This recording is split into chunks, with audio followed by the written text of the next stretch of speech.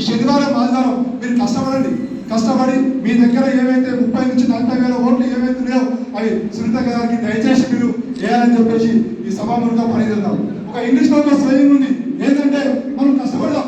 ఈ 2 రోజులు మనం కష్టపడితే సునీత మనకు 5 ఏళ్ళు మనం కష్టపడుతుంది. లాస్ట్ టైం రేవంత్ రెడ్డి ఎంపీటీలో మీటింగ్ చేస్తే ఎలక్షన్ లో క్యాంపెయిన్ తిరిగేటప్పుడు నాకు వాడను ఏమంటే తల దించుకొని నువ్వు కాంగ్రెస్ గుర్తుపైన ఓటయ్యి 5 ఏళ్ళు నేను తల ఎత్తుకునేలాగా చేస్తానని చెప్పి 5 ఏళ్ళు.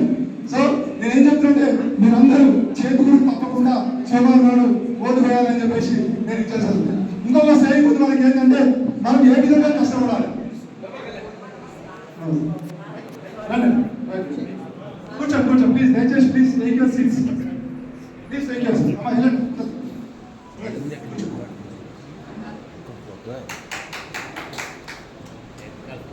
అందరూ బయట ఉన్న వాళ్ళందరూ లోపల రావాలి దయచేసి.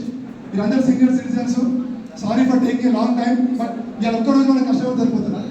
మనము ఏ విధంగా మనం కష్టపడాలంటే సునీత గారిని నేను ఒక 10 రోజుల ముందు కలిశాను.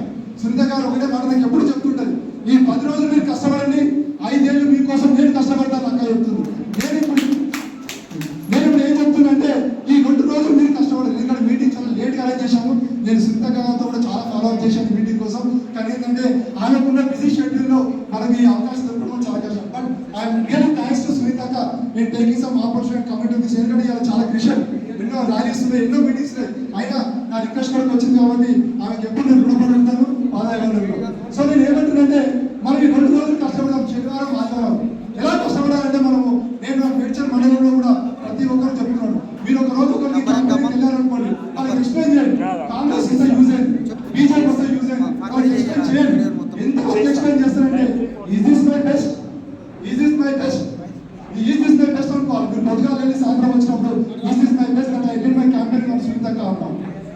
ఎప్పుడైతే సునీతకు 1,00,000 ఓట్ల మెజారిటీ మనం తెలుస్తామో అప్పుడు మనం ఏమనుకోవాలంటే yes this is my best I did Sunitha అని మనం అనుకోవాలి.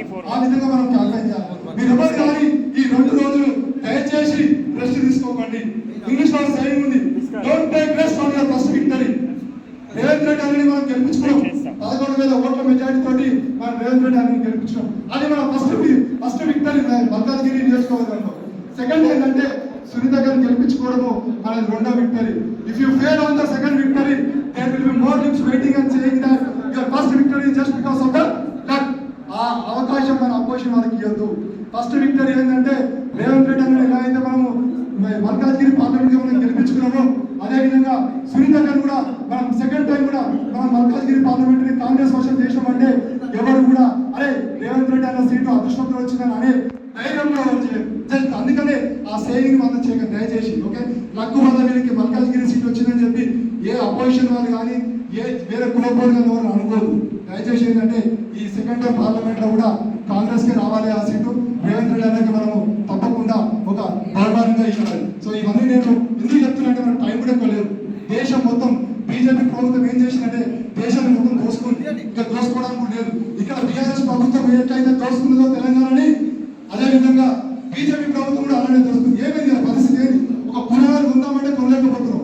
కూరగాయల నుంచి మొదలు పెట్టే బిజీ దాకా ఒకప్పుడు కాంగ్రెస్ గవర్నమెంట్ ఉన్నప్పుడు 40 రూపాయలు పెట్రోల్ ఉంటుండే, 25 నుంచి 40 రూపాయలు పెట్రోల్. బీజేపీ 10 ఏళ్ళ పరిపాలన ఏమైపోయింది? పెట్రోల్ 110 రూపాయలు పెట్రోల్ అయిపోయింది. ఎంత దరిద్రం అనుకోవాలి. ఒక కూరగాయలు కొందామంటే కొనలేస్తాడే. ఆర్థిక దోపిడీ బీజేపీ ప్రభుత్వం ఉన్నప్పుడు ఏం చేస్తుంటే కంప్లీట్ ఆర్థిక దోపిడీ చేసింది.